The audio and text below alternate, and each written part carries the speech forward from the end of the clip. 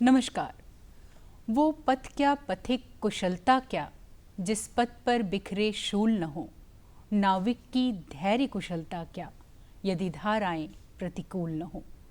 इन्हीं पंक्तियों को चरितार्थ करते हुए एक शख्सियत आज हमारे कार्यक्रम में मौजूद है, जिन्होंने एक ऐसे सफ़र को चुना जो आसान तो नहीं था, लेकिन लीक से हटकर कुछ करने का हौसला ज़रूर देता था। हम बात कर रहे हैं नेहा सिंह की, जिन्होंने अभी हाल ही में विश्व कीर्तिमान बनाया सबसे बड़ी पेंटिंग का गिनीज वर्ल्ड बुक में अपना नाम दर्ज कराकर और भारत का मान बढ़ाकर। आज हम अपने कार्यक्रम में आपको पाकर बहुत ही अपने आप को सौभाग्यशाली समझ रहे हैं कि भारत की बेटी ने एक बार फिर भारत का नाम रोशन किया। तो कैसा लग रहा है आपको इस उपलब्धि पर? और सबसे पहले आपको बहुत बहुत बधाई। बहुत बहुत आभार मैम।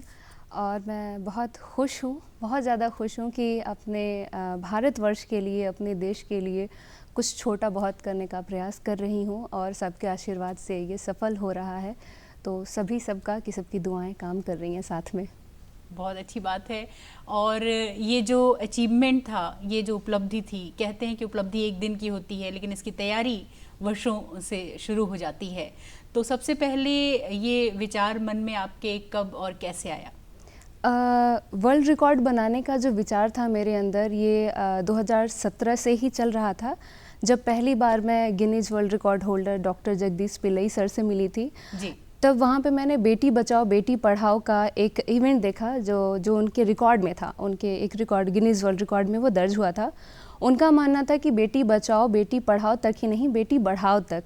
वो चीज़ मेरे दिल को छू गया और फिर उस दिन से मैंने डिसाइड किया कि मुझे भी कुछ ऐसा ही करना है, मुझे भी एक रिकॉर्ड क्रिएट करना है, इंडिया को हमेशा रिप्रेजेंट करना है एक राष्ट्रीय स्तर, अंतर्राष्ट्रीय स्तर पे। क्या बात है। तो उस वक्त से स्टार्ट हुआ सफ़र और आज गिनीज वर्ल्ड रिकॉर्ड में भारत का नाम, स्पेशली कहें बलिया का नाम, जो कि कहीं पे भी हिस्ट्री में नहीं था और ये बलिया के इतिहास में पहली बार हुआ कि उसका नाम गिनीज वर्ल्ड रिकॉर्ड में आया।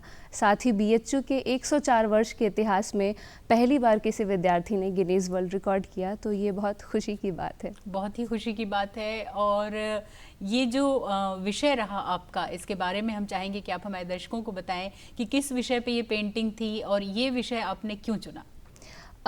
ये जो पेंटिंग थी जो गिनीज वर्ल्ड रिकॉर्ड में दर्ज हुई है, ये है मोक्ष का पेड़, जो कि भगवत गीता से लिया गया है। और इसमें जिन रंगों का प्रयोग किया गया है वो है खनिज रंग। ये पेंटिंग 62.72 स्क्वायर मीटर में है और इस पेंटिंग को बनाने का उद्देश्य ये है कि अपनी संस्कृति, अपने धरोहर और अपने मूल से जुड़ने का, और अभी के समाज में जो हमारे युवा हैं वो इस चीज़ के महत्व को समझे, जाने और उसके तरफ फिर से लौटें। क्या बात है। तो पेंटिंग से फिर वैदिक धर्म, वैदिक संस्कृति की तरफ का जो आपका ये सफ़र था, ये जो झुकाव हुआ, वो किस वजह से? क्योंकि ज़्यादातर हम देखते हैं कि जो आर्ट के स्टूडेंट्स होते हैं वो फिर फाइन आर्ट्स करने के बाद में एक अच्छे पेंटर होते हैं या अलग एक उनकी दुनिया होती है, लेकिन उसके माध्यम से आपने वैदिक धर्म और संस्कृति को परिभाषित करने की कोशिश की है। तो दोनों का मेल कैसे हुआ? मेल जो कहेंगे कि अगर किसी से कहा जाए कि आपको इंग्लिश आती है, हिंदी आती है, संस्कृत आता है या अदर लैंग्वेजेस पूछे जाएं, तो शायद वो कंफर्टेबल फील ना करे या बोले कि मुझे एक ही आता है या दूसरा नहीं आता। जी। जो वैदिक संस्कृति है, जिसे समझने की बात है, उसे समझने के लिए हर एक व्यक्ति तक पहुंचाना मेरा उद्देश्य था। चाहे वो कोई बहुत पढ़ा हो या ना पढ़ा हो, वो इस चीज़ को समझे कि ये संस्कृति है क्या। जी। और पेंटिंग एक ऐसा माध्यम है जिसे किसी अन्य भाषा की आवश्यकता नहीं होती, हर कोई उसे समझ सकता है, जान सकता है। तो पेंटिंग को मैंने एक तरीके से अपना लैंग्वेज चुना और अपनी जो धरोहर है या जो हमारे जो ग्रंथ हैं, उन ग्रंथों को विषय चयन करके अभी पेंटिंग किया, एग्जीबिशन किया और उसे अंतर्राष्ट्रीय स्तर पे प्रचार प्रसार के लिए मैं काम कर रही हूँ। तो फौजियों के घर में जन्मी बेटी, जहाँ का माहौल फौजियों का है और एक ऐसा परिवेश, ऐसी स्थिति में कहाँ से शुरुआत हुई? कुछ यादों के झरोखों से देखते हैं तो क्या कुछ याद आता है? अगर आर्ट की शुरुआत देखी जाए तो हम लोगों ने बचपन में बहुत कम ही कहानी सुनी है परियों की। ज़्यादातर पापा लोग जितने भी हैं, जॉइंट फैमिली है, चारों फौजी हैं, तो हम लोगों ने ज़्यादातर फौजियों की स्टोरी सुनी है, देश के लिए कुछ करना है वाला स्टार्टिंग से माहौल था कि देश के लिए सबसे पहले देश को रखना है। और पर मेरा आर्ट वाला जो चीज़ था वो गांव में हम लोग रहे हैं, तो चूल्हे से जो राख निकलती है उसको चाल के उस पे मैं आर्ट करती थी, या फिर दीवार पे जो धुएं लग गए हैं उन पे से चौक से बना के ड्राइंग करती थी।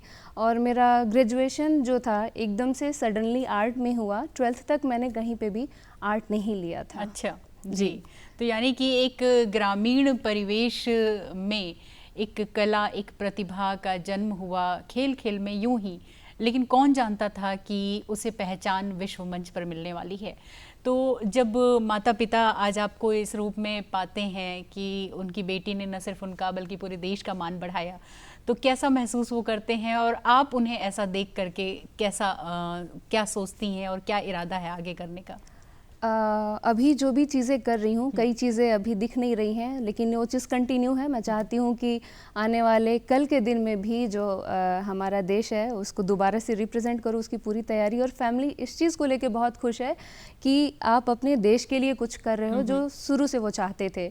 और एक प्लस पॉइंट मेरी फैमिली में था जो कि पहले थी कि हाँ बेटी ग्रेजुएशन कर ली, इसकी शादी कर देनी है, वो जो सोच थी वो बदल चुकी है। अब उन्होंने मुझे स्वतंत्र छोड़ दिया है कि तुम्हें विवाह करना है करो, नहीं करना है मत करो, तुम जो चीज़ कर रही हो तुम उसमें अपना 100% दो। तो अभी पूरी फैमिली मुझे सपोर्ट कर रही है इस चीज़। क्या बात है।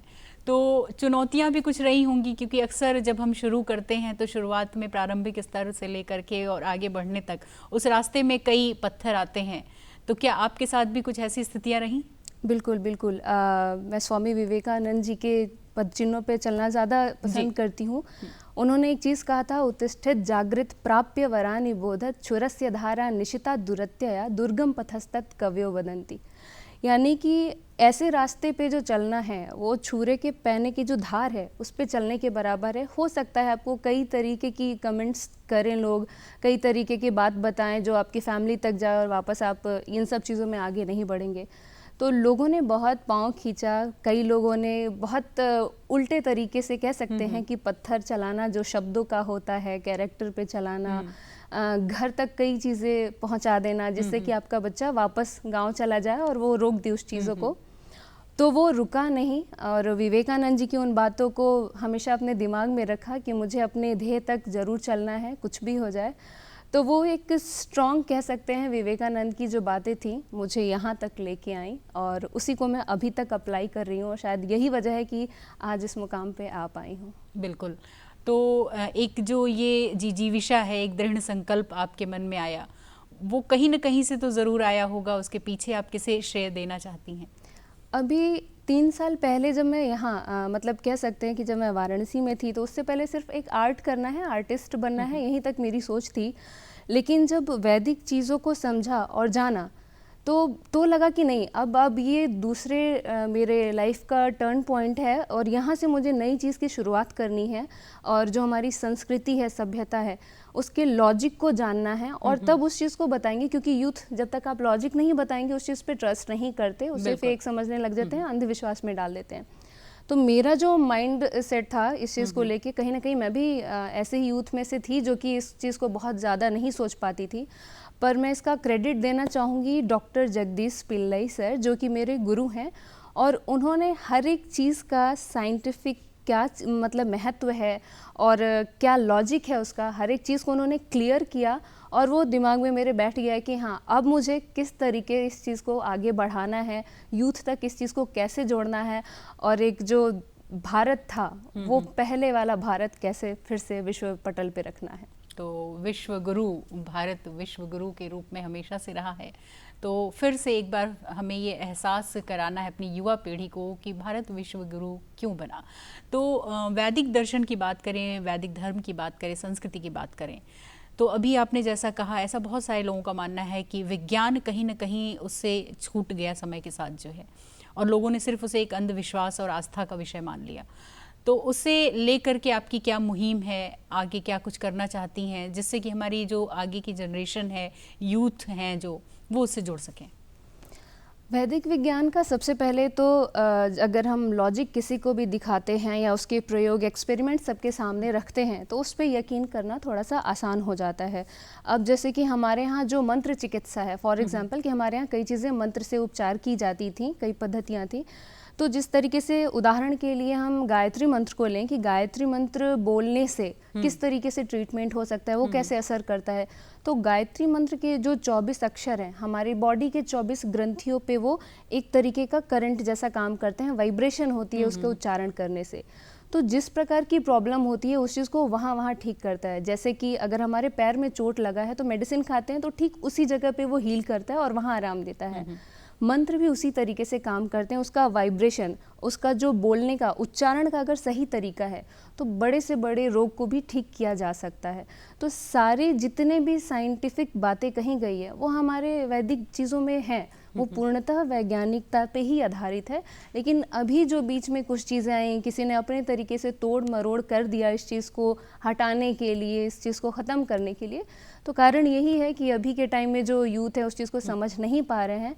अगर मुझे लगता है कि दोबारा से उस पर अगर वो जाएं और पढ़ें समझें तो कहीं ना कहीं उस पर यकीन भी करेंगे और ये पूर्ण रूप से पूरे भारतीय आपको ऐसे पाए जाएंगे जो इस पर ट्रस्ट करते हों, इस चीज़ को प्रमोट करेंगे, आगे बढ़ाएंगे और ऐसी ही जीवन शैली भी जिएंगे। बिल्कुल।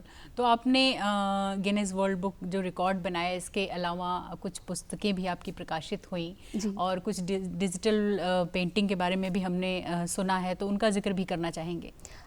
जो दशोपनिषद है, जो कहा जाता है कि आदि गुरु शंकराचार्य ने 10 जो है हमारे उपनिषद उन पे अपना भाष्य किया था 200 उपनिषदों में से।